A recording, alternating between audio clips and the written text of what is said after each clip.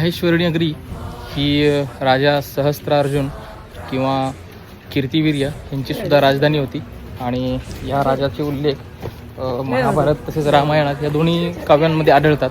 पूर्वीचं नाव जे होतं माहेश्वरी नगरीचं ते माहेशमती असं देखील होतं.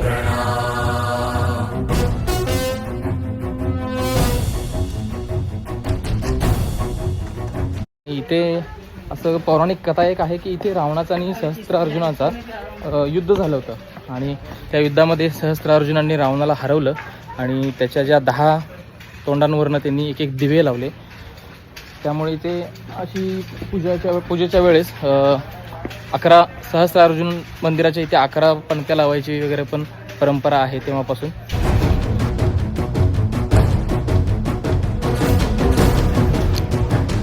हे सहस्त्रार्जुन मंदिर, त्या ठिकाणी 11 पणत्या लावायची प्रथा आहे.